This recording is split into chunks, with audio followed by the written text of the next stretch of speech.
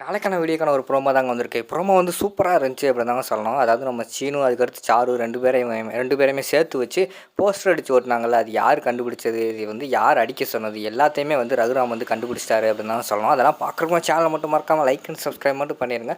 First எடுத்தவொடனே வந்து ரகுராம் வந்து கோபமாக இருக்கார். அது எவ்வளோ தைரியம் இருந்தால் நம்ம வீட்டு பொண்ணை வந்து நம்ம வீட்டு பையனை சேர்த்து வச்சு ஒருத்தன் வந்து போஸ்டர் அடிச்சிருக்கானா, நம்ம மேலே வந்து பயம் இல்லாமல் போயிடுச்சு. அவன் யாருன்னு வந்து உடனே கண்டுபிடிக்கணும்டா அப்படிங்கிற மாதிரி சொல்கிறாங்க.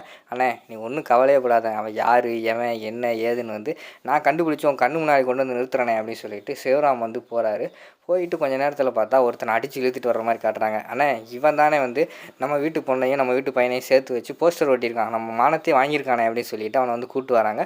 கூப்பிட்டு வந்தவொடனே இங்கிட்டு பார்த்தா நம்ம அடித்தது யாருன்னு பார்த்தா நம்ம பார்வதி பத்மா இருக்காங்கல்ல, அந்த குரூப் தான் சேர்ந்து வந்து இப்படி கெடுக்கணும், இப்படி வந்து வெளியில் போஸ்டர் அடிக்கணும் அப்படின்னு சொல்லிட்டு அவன்கிட்ட காசை கொடுத்து அடிக்க சொல்லியிருக்காங்க. உடனே அவனை பார்த்தவொடனே அவங்களுக்கு பயங்கரமாக ஷாக் ஆகிடுச்சு. ஐயோ நம்ம மாட்டிக்கிற போகிறோம் அண்ணி அப்படிங்கிற மாதிரி பார்வதி சொல்கிறாங்க. இரு அவன் என்ன தான் உண்மையை சொல்லலை, அவன்கிட்ட ஏதாவது சொல்லுவான் அப்படின்னு சொல்லிட்டு சைகையிலே வந்து அவன்கிட்ட வந்து கண்ணை காட்டுறாங்க. இங்கே பாரு என்ன ஆனாலும் பரவாயில்ல, நீ வந்து எங்களை பற்றி உண்மை சொல்லிடாத அப்படிங்கிற மாதிரி சொல்லிவிட்டு அவங்க 2 பேரும் வந்து கண்ணை காட்டிகிட்டு இருக்கிற மாதிரி காட்டுறாங்க. அங்கிட்டு பார்த்தா சாருக்கு பயமாக போயிடுச்சு. கடைசியில் உண்மை தெரிஞ்சு நம்ம மேலே எதுவும் பாஞ்சிடுவாங்களோ என்னன்னு சொல்லிட்டு அவங்க ஒரு பக்கம் பயந்துக்கிட்டு இருக்காங்க. டேய் போடா அண்ணங்கிட்ட போய் உண்மையை சொல்கிறா, யார் உன்னை இதெல்லாம் பண்ண சொன்னா, இல்லைன்னா நீ தான் பண்ணையா, எல்லா உண்மையும் சொல்கிறா அப்படிங்கிற மாதிரி சொல்லிக்கிட்டு இருக்காங்க. உடனே ரகுராம் பக்கத்தில் வந்து டக்குன்னு அவரோட சட்டையை பிடிக்காரு. அதாவது அந்த போஸ்டர் அடித்து ஓட்டினார்ல, அவரோட சட்டையை பிடிக்காரு. சட்டையை பிடிச்சிட்டு உண்மையை சொல்லு, போஸ்டர் அடித்து எதுக்கு ஓட்டினேன் அப்படிங்கிற மாதிரி சொல்கிறாங்க.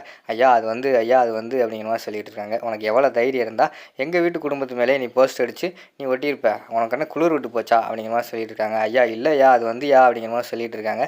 நீ பேசுகிறத வச்சே வந்து நான் ஒரு உண்மையை கண்டுபிடிச்சிட்டேன். கண்டிப்பாக வந்து நீ அந்த போஸ்டர் அடித்து ஒட்டியிருக்கிற, ஆனால் இதுக்கு பின்னாடி வேறு யாரோ இருக்காங்கன்னு மட்டும் எனக்கு தெரியுது. உன்கிட்ட வந்து காசை கொடுத்து எங்களை அவமானப்படுத்தணும், இந்த போஸ்டர் போய் ஒட்டணும் அப்படின்னு சொல்லிட்டு யாரோ சொல்லியிருக்காங்க. நீ வந்து காசை வாங்கிட்டு தான் இந்த மாதிரி விஷயமெல்லாம் பண்ணியிருக்க எனக்கு தெரியுது. இது வரைக்கும் நான் வந்து உன்னை கட்டி வச்சு தோலை உரிக்காமல் இருக்கேன்னா அதுக்கு ஒரே ஒரு காரணம் வந்து உன் பின்னாடி யாரோ இருக்காங்க. நீ வந்து உன்னை எதுவுமே செய்ய போகிறதில்ல, உன் பின்னாடி யார் இருக்கா அது நீ சொல்லிட்டேன்னா உன்னை விட்டுருவேன் அப்படிங்கிற மாதிரி சொல்கிறாங்க. ஐயா அது வந்து அப்படிங்கிற மாதிரி சொல்லவே மாட்டேங்காரு. டேய் என்னடா எவ்வளோ தைரியம் இருந்தால் சொல்ல மாட்டேங்க அப்படின்னு சொல்லிட்டு சிவராம் சட்டையை பிடித்து அடிக்க ஆரம்பிச்சிடறாரு. ஐயா சொல்லிடுறேன் அப்படின்னு சொல்லிட்டு பயந்துடுறாரு அவர். சொல்லு யார் சொன்னது, எந்த வீட்டுக்காரன் வந்து இப்படி போஸ்ட் அடிக்க சொன்னான் அப்படிங்கிற மாதிரி சிவராம் கேட்காரு. ஐயா வேறு எந்த வீடும் கிடையாதுயா, உங்கள் வீட்டு ஆளுகள் ஐயா இப்படிலாம் பண்ண சொன்னாங்க அப்படிங்கிற மாதிரி சொன்னோன்னே என்னது எங்கள் வீட்டு ஆளுகளா, யாரா அது, கையை காட்டுறா அப்படின்னு சொல்லிட்டு மிரட்டுறாங்க.